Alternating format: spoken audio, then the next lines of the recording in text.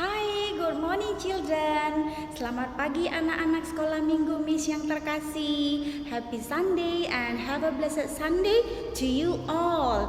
Ya, still recognize who am I? Yes, of course ya.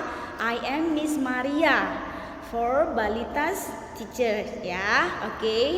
So, untuk sebelum kita memulai mendengarkan firman Tuhan, fold your arms. Bow your head, close your eyes. Kita berdoa. Terima kasih Bapa yang baik, terima kasih Roh Kudus, terima kasih Tuhan Yesus, di mana penyertaan-Mu kepada kami, anak-anak-Mu pada hari Minggu yang ceria ini. Kami duduk dengan tertib dan tenang di rumah kami masing-masing untuk mendengarkan firman-Mu. Biarlah Tuhan Yesus, firman yang kami dengar ini bisa menjadi suatu tuntunan di dalam kehidupan kami, sehingga apapun yang kami lakukan dan kami kerjakan seturut dengan kehendak-Mu. Buka hati dan pikiran kami Tuhan Yesus untuk mendengarnya. Terima kasih, kami berdoa dan mengucap syukur di dalam nama Tuhan Yesus Kristus, Juru Selamat kami yang hidup. Amin. Oke. Untuk hari ini, sermon kita atau firman Tuhan kita diambil dari Matius 25 ayat 14 sampai 30. Semua punya Alkitab kan? Dibuka ya. Matius 25 ayat 14 sampai 30. Perumpamaan tentang talenta. Oke. Kerajaan sorga diperbandingkan dengan seseorang yang akan pergi melakukan perjalanan. Ia memanggil hamba-hambanya dan mempercayakan kepada mereka hartanya. Harta tersebut diberikan dalam satuan talenta. Masing-masing dari ketiga orang ini mendapatkan 5, 2, dan 1 talenta. Harta tersebut tidak diberikan tetapi hanya dipercayakan untuk dikerjakan. Jumlah yang berbeda ini sebenarnya membawa pesan yang cukup kuat dalam keseluruhan perumpamaan. Mengapa masing-masing hamba tidak diberikan jumlah yang sama? Bukankah memberikan jumlah yang sama lebih berkesan adil daripada berbeda-beda? Ya, kita tahu akan hal tersebut. Perumpamaan ini juga tidak mengatakan bahwa hamba-hamba tersebut mempunyai jabatan yang berbeda-beda, bukan. Kalimat kunci yang memberikan petunjuk bagi masalah ini adalah masing-masing menurut kesanggupannya. Ternyata Tuhan tersebut mengenal hamba-hamba ini dan mempercayakan talentanya, yakni hartanya sendiri, dengan tujuan agar hamba-hambanya mengelola harta yang dipercayakan tersebut. Jika tujuannya adalah mengelola, maka yang dipercayakan juga harus sesuai dengan kemampuan hamba-hamba itu untuk mengelola. Jumlah talenta yang diberikan adalah manifestasi dari kapasitas hamba-hamba Tuhan itu untuk mengelola hartanya. Talenta bukanlah suatu satuan mata uang, melainkan satuan berat atau timbangan. Talenta adalah ukuran timbangan yang setara dengan 34 kilo.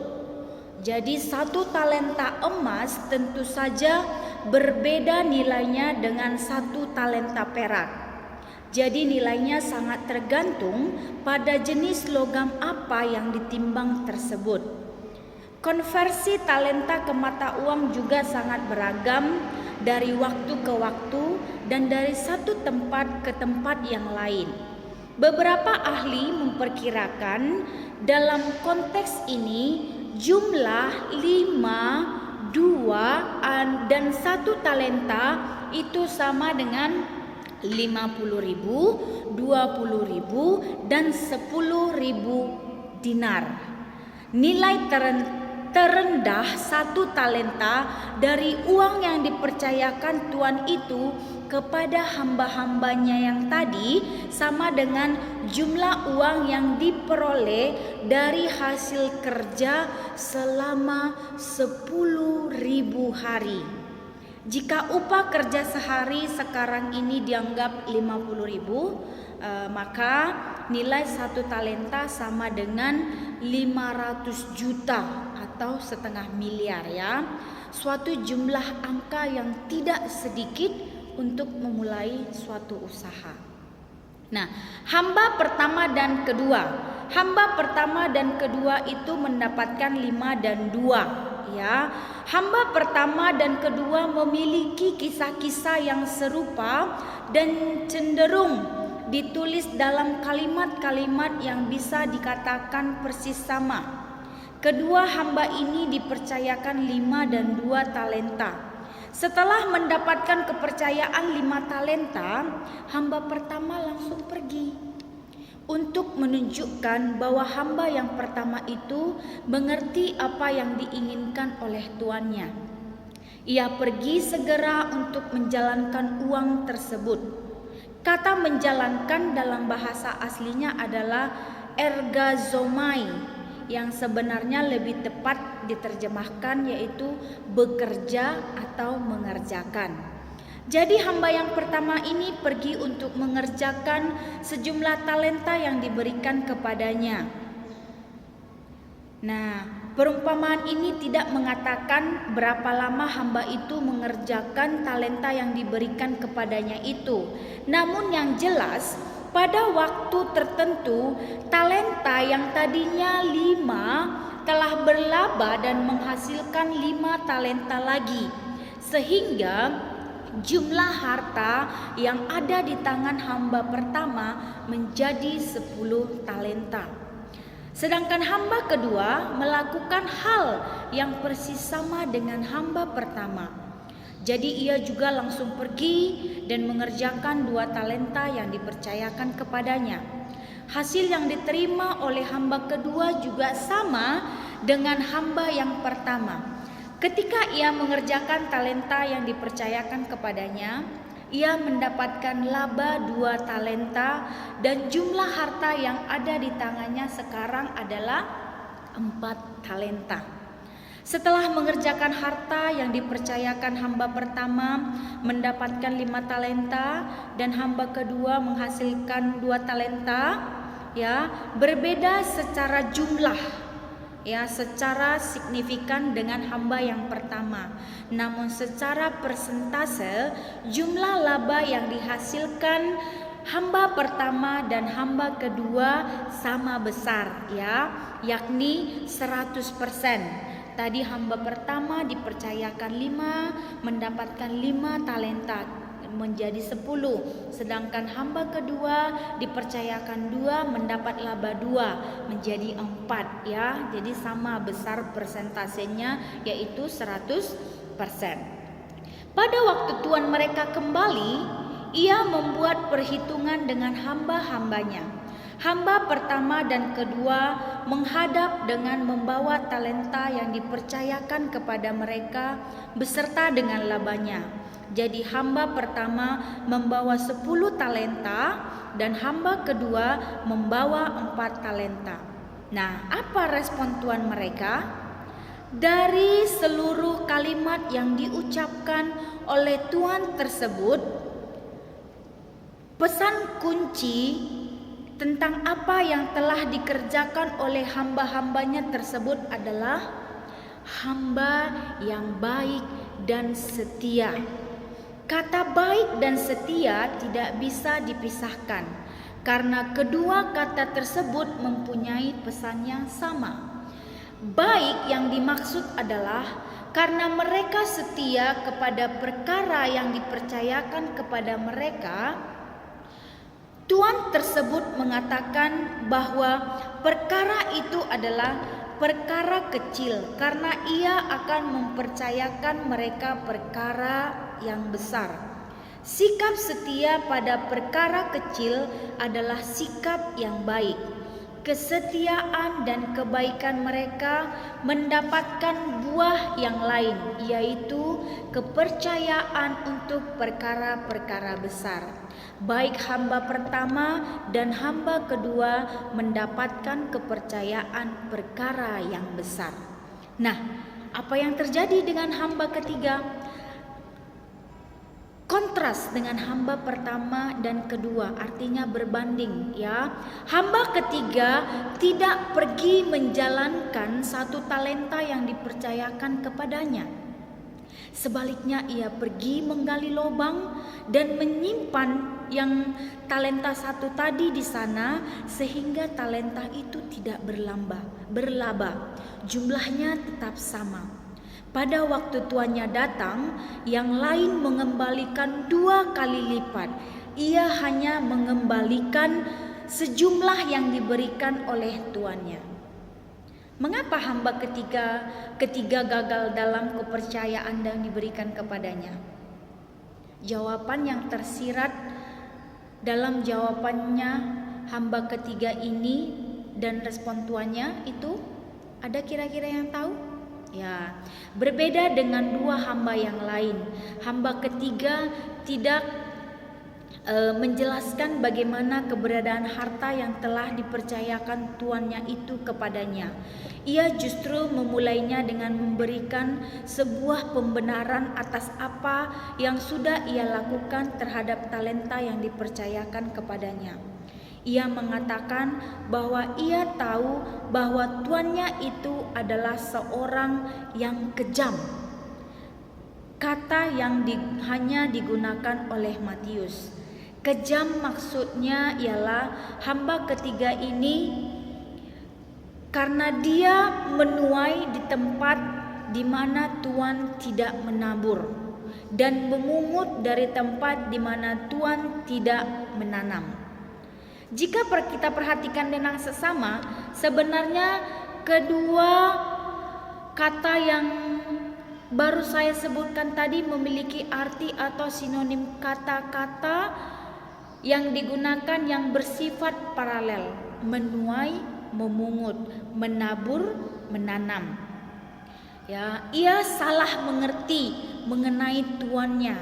Ia tidak mengenal siapa tuannya dan apa maksud tuannya mempercayakan harta 1 talenta itu kepadanya. Itulah sebabnya ia memutuskan untuk menanam saja uang tersebut dan kemudian mengembalikan talenta itu utuh kepada tuannya, tidak kurang dan tidak lebih. Ia melihat tuannya itu sebagai tuan yang kejam, yang bersifat picik dan hanya memanfaatkan dirinya. Itulah sebabnya ia tidak mengerjakannya. Perumpamaan ini tidak mengatakan bahwa hamba ketiga ini iri hati kepada 2 hamba yang lain karena mereka diberikan lebih banyak daripada dirinya. Jadi kegagalan hamba ketiga ini bukan disebabkan karena ia tidak puas dengan pembagian 5 untuk hamba pertama, 2 untuk hamba kedua, dan 1 untuk hamba ketiga. Jadi hamba ketiga gagal melabakan talenta yang diberikan kepadanya. Jika hamba ketiga tidak bisa menghasilkan 1 talenta dari apa yang diharapkan daripadanya, apakah tuannya kurang mengenal hamba tersebut sehingga salah perhitungan dengan memberikannya hanya dengan 1 talenta? Jawabannya adalah sebaliknya. Hamba ketiga ini sebenarnya mampu menghasilkan laba 1 talenta lagi, sehingga sepulangnya tuan mereka dari perjalanan ia memiliki 2 talenta di tangan. Kemampuannya 1 talenta tetap menghasilkan 0, maka tuannya mengatakan, "Engkau hamba yang jahat dan malas. engkau hamba yang jahat dan malas. Kata jahat dan malas merupakan satu kesatuan. Jahat berarti ia malas mengerjakan apa yang dipercayakan kepadanya. Ia tidak perlu menghasilkan 5 atau 2 talenta. Tuannya tidak meminta sejumlah demikian. Ia diberikan 1 karena ia pasti mampu menghasilkan 1 talenta lagi. Di mata tuannya, hamba ketiga ini adalah hamba yang malas, tidak dapat dipercaya, tidak mau maksimal. Oleh karena itu, ia tidak akan mempercayakan perkara-perkara yang besar, karena hanya dengan perkara yang kecil saja ia tidak becus. Jadi, perumpamaan dalam hal kitab ini adalah suatu metode penafsiran dengan memberikan makna pada masing-masing perumpamaan. Ya, penafsiran ini tidak bisa dipertanggungjawabkan karena tidak ada kriteria dalam memberikan makna pada unsur-unsur tersebut. Karena itu, talenta tidak boleh dimaknai sebagai karunia rohani, uang, waktu, harta, dan sebagainya. Karena makna perumpamaan berada dalam karakter yang kita punya, karakter yang ada di dalam diri kita. Sejak awal, pada waktu ia pergi, Tuhan itu telah merencanakan untuk memberi kepercayaan yang besar kepada hamba-hambanya. Dipercayakan 5, 2, dan 1 talenta. Itu adalah perkara kecil. Meskipun secara nilai, harta sejumlah itu sangat besar. Mengelola dan mengerjakan talenta-talenta itu adalah ujian apakah mereka layak untuk mendapatkan atau dipercayakan perkara-perkara yang besar. Yang dituntut bukanlah angka, tapi sesuai dengan kemampuan masing-masing. 2 hamba pertama menunjukkan kualitas diri mereka bahwa mereka adalah hamba-hamba yang baik dan setia. Mereka mampu menghasilkan talenta sejumlah kemampuan mereka. Apabila semua hamba dipercayakan sama banyak, misalnya masing-masing diberi 10 talenta, apakah ketiga hamba itu akan menghasilkan masing-masing 10 talenta juga? Jawabannya tidak. Karena seperti yang dikatakan sebelumnya, bahwa Tuhan mereka memberikan talenta itu berdasarkan kemampuan mereka untuk mengelolanya. Hamba pertama diberikan 5 talenta karena kemampuannya adalah menghasilkan laba 5 talenta. Jika ia dipercayakan kurang dari 5 talenta, maka ia tidak akan maksimal. Demikian pula halnya dengan hamba kedua dipercayakan 2 talenta. Karena dengan jumlah demikian ia bisa maksimal, yakni menghasilkan 2. Sejumlah talenta yang dipercayakan ini bukanlah berbicara mengenai uang atau harta semata, melainkan tentang kesetiaan dalam kepelayanan hamba-hamba tersebut kepada Tuhan mereka. Dan karena jumlah talenta yang diberikan berbeda-beda satu dengan yang lainnya, maka talenta tidak berbicara tentang Injil secara sempit atau personal gift. Pesan perumpamaan secara keseluruhan adalah berbuah dan bertanggung jawab. Jadi inti dari perumpamaan ini adalah secara keseluruhan berbuah dan bertanggung jawab atas semua yang Tuhan percayakan, baik itu waktu, kemampuan, uang, dan sebagainya. Semuanya itu Allah berikan supaya orang-orang percaya menggunakannya sebaik mungkin bagi kemuliaan Allah. Konsep talenta ini seharusnya membuat orang-orang percaya tidak saling cemburu, karena beberapa orang mengajarkan banyak perkara yang besar, sementara sebagian lagi hanya mengerjakan pekerjaan yang sederhana. Sebagai orang Kristen, diberikan karunia yang luar biasa, sehingga mereka dapat melakukan banyak hal dengan sangat baik, tetapi sebagian lagi hanya bisa mengerjakan sedikit. Tuhan selalu memberikan pelayanan berdasarkan kemampuan orang tersebut untuk mengerjakannya dengan baik.